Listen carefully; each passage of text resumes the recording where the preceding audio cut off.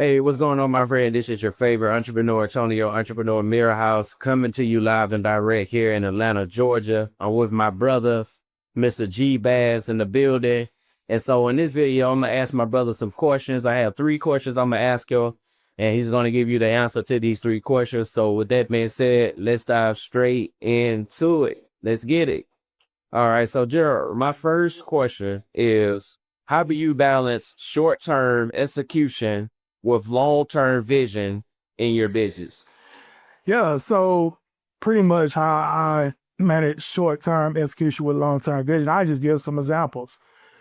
So pretty much when it comes to growing a business, for one, the first thing I would say is, of course, you have to identify a pain, problem, frustration, desired outcome that your particular market wants. And then after that, you have to create some type of product or service that actually can solve that particular problem.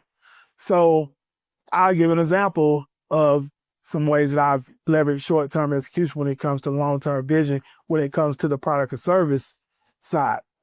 So pretty much over the years, I actually have created different online courses and coaching programs at times. And I could tell you, when it comes to creating, let's say, like an online course, it could take weeks, sometimes even months, to actually create an online course. And you're putting hours into doing it. Now, when you actually putting those hours in, you're not really getting any type of feedback when you're actually creating the course, right? Or you're not even really benefiting at that point in time of putting those hours in and creating that course. But over the long term, once you actually launch that particular course or coaching program and you start to actually get clients in and you actually start to have them go through that course material, go through that coaching program, and they start to actually get results. Now you're getting that feedback. Not only that, those clients also had to make a financial investment to actually purchase that course and coaching program. So in the beginning stages, you may not be getting much feedback or you may feel like you're not benefiting. But if you just stay focused on the long-term vision of the impact that this course or coaching program is going to have when it comes to my particular clients and also the financial investment they're going to make in terms of your business actually generating revenue or profit, then basically that's where the benefit comes in for you and your business. I also want to talk a little bit about marketing and sales too when it comes to short-term execution and also long-term vision. For instance, you may be doing, let's say, outbound prospecting, and daily you may be connected with people, having those conversations, and you may not necessarily generate leads right off the bat, or you may not necessarily be generating clients off the bat. But if you stay consistent and persistent with your prospecting efforts and continue connecting with people, building those relationships, seeing how you can solve problems for those within your market, over time, you will start to generate leads and appointments, and you will as well start to generate clients, but you have to keep that long-term vision and perspective. And that's something I did for many years in regards to prospecting as well. Even myself, to even many clients I've worked with, we've done webinars over the years. And at times you may do a webinar, you may get people to actually attend that webinar. And let's say on that webinar, after you've done your training and you've delivered all this value, and you may offer something at the end in terms of some type of product or service that you may have. And you may not on every webinar get people to actually take action on what you're offering. But at the same time, you still have those people that did hop on your webinar, they did receive value, they can be on your email list or what have you, and you can continue to deliver value to them over time. And who knows, they potentially may become clients down the road. So you have to create this long-term vision in your mind in regards to, yes, today I'm putting this work and I'm delivering a lot of value to the market, but the payoff may be down the line. All right. So that's what I would say there. Wow. I love it. I love it, man. Taking short-term sacrifices for the long-term gain, man. Absolutely. I love it. I love it. So yeah, man, my second question I got for you is, what frameworks or mental models do you rely on when making major decisions? Yeah. So I would say this. I always look at things in regards to what is the ROI in terms of where I'm putting my time at. So I'm gonna even give you some examples.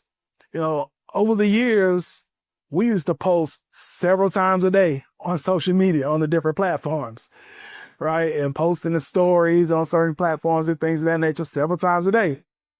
To this day, we don't post as often on our social media platforms throughout the day as we did years in the past because we didn't necessarily see the ROI in regards to doing all those type of postings every single day. We could post now a few times a week, maybe even 5 times a week or so, and we still can see the same amount of results from our postings in terms of the type of engagement we get. At times we generate leads from different postings, we get clients from different postings.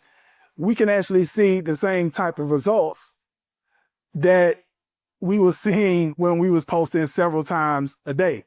So it just didn't make sense to continue posting several times a day on all the social media platforms. Now, it's some that do that and it may work for them, but we didn't see where it was actually working for us in terms of the results just posting 4 and 5 times a day on all the different social media platforms.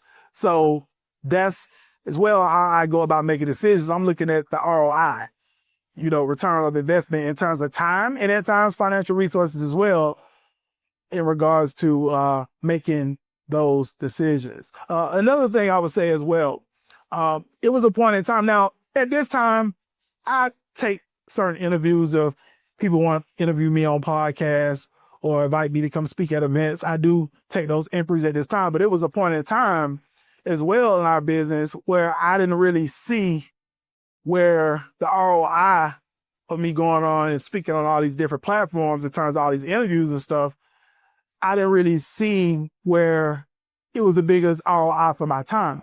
And so I actually had to cut back on it at a point in time in our business, right?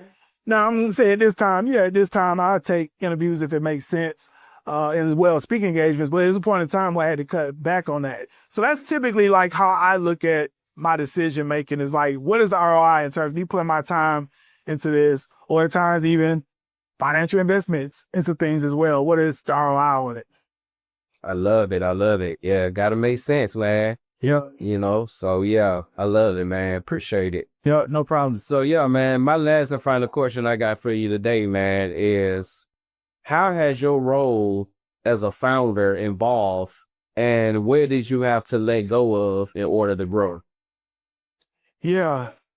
So I would say in terms of me evolving as a founder over the years, I mean, in the beginning stages of starting to rise to the 1%, I pretty much was doing every single thing in the business. And what I mean by that is, I was prospecting, I was doing marketing, I was doing sales, I was helping with customer service and client success at that particular time of launching the company.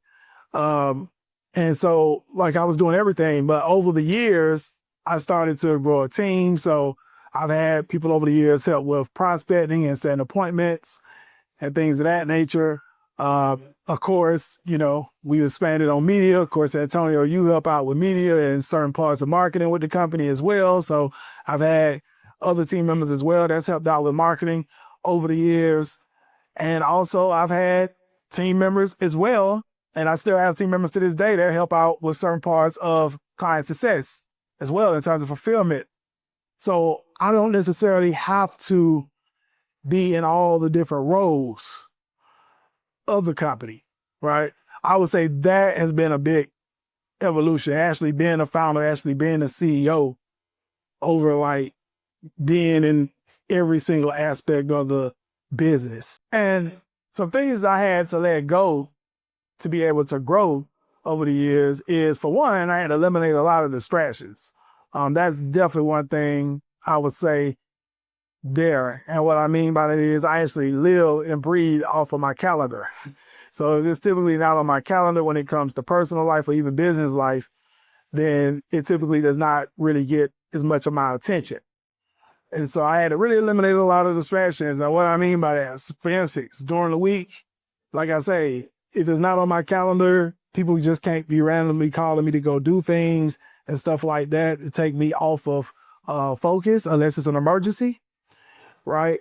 Another thing I would say as well is in terms of eliminating distractions as well, not spending as much time on social media throughout the day, cutting back on that as well, because that can be a bit distraction depending on how you're using it throughout the day as well. So I had to let that go in terms of putting a lot of my attention there.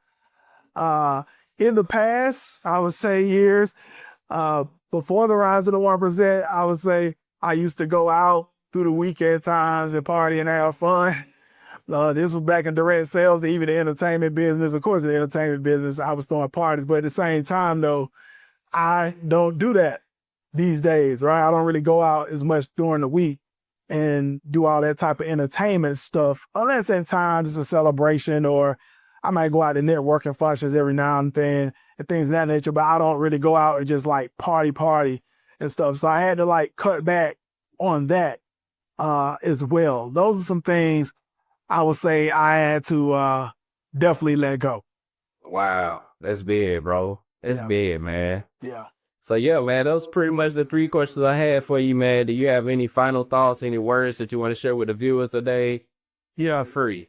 Yeah, I would definitely say I hope you got some value out of this. Feel free to drop any comments in the comment section below of any of your biggest takeaways. If you got anything out of any of my answers to the questions that Antonio actually asked me in this conversation. Also, as well, then you got something out of this video, make sure you bang the like button. Also, hit that subscribe button if you're new here. Turn on your notification bell as well.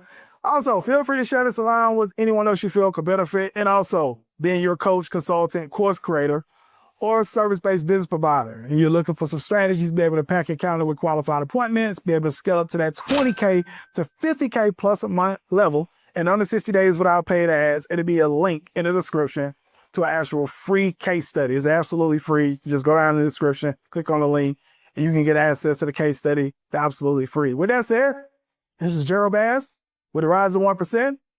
Have a phenomenal day on purpose.